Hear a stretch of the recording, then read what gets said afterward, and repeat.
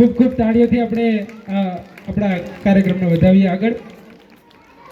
હવે છેલ્લે મારે કહેવું છે કે વીતી ગયો અવસર ને માત્ર તોરણ રહી ગયા. વીતી ગયો અવસર ને માત્ર તોરણ રહી ગયા, ભીંજાઈ ગઈ લાગણીઓ ને માત્ર સ્મરણ રહી ગયા. તો આવા આપણા કાર્યક્રમના આપણે જ્યારે અંતિમ ઓપ આપવી છે એ પહેલાં હું મારા સાથી મિત્ર વિનોદભાઈને વિનંતી કરીશ, વિનોદભાઈ કટારિયાને, કે પોતાનું મંચ પર આવીને પોતાનું વક્તવ્ય રજૂ કરશે. વિનોદભાઈ કટારિયા.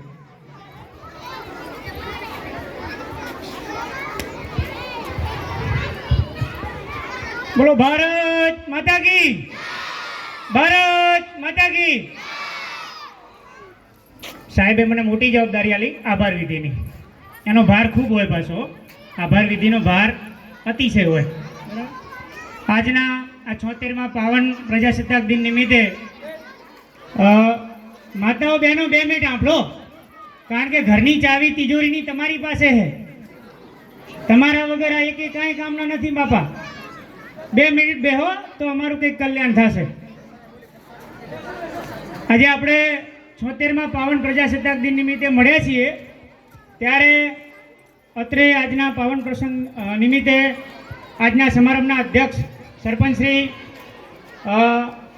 દાતાઓમાં ખાસ કરીને એસએમસી અધ્યક્ષ વીરાભાઈ, દલાભાઈ, વાલીગણમાંથી રમેશભાઈ, અને જે બહારથી આવેલા આપણી શાળામાં ટાઈમ પૂરો રહી આપણી શાળાને ખૂબ સુંદર બનાવવાના છે એવા આપણા એસઓઈ શાળાના કોન્ટ્રાક્ટર દિલીપભાઈ નાડોદા, એ આપણા બાળકો પ્રોત્સાહિત થાય, આપણા બાળકો કંઈક વિશેષ કામ કરે, એમના માટે જે એમના થકી એમને જે પણ આપણને સમર્પણ આપ્યું, જે દાન ભેટ સ્વરૂપે આપણને જે કંઈ આપ્યું, એ બદલ શાળા પરિવાર વતીથી, એસએમસી વતીથી અને અમારા નાના ભૂલકાઓ વતીથી હું હૃદયથી આભાર માનું છું.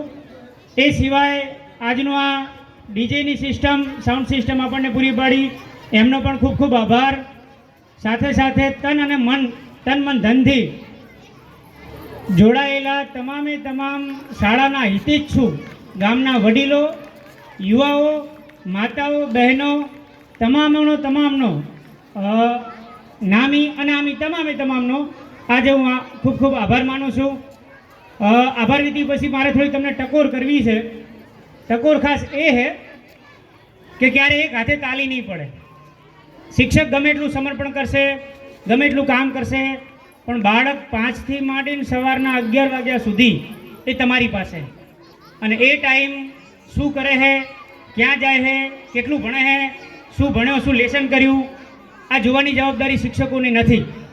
પછી તમે બધું અમારી માથે નાખશો અને કહેશો કે સાહેબ આને કંઈ આવડતું નથી, તો પહેલી એક આંગળી અમારા તરફ કરશો તો બે આંગળી હું તમારા તરફ કરીશ.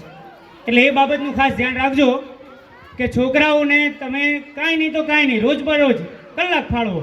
મને ખબર છે તમારો આપણો અહીંયાનો વર્ગ આપણો ખેડૂત વર્ગ છે, સવારેથી સાંજે ખેતીના કામમાં પરોવાયેલો હોય, મજૂરીના કામમાં પરોવાયેલો હોય, પણ તમે તમારા સાચી સંપત્તિ પાછળ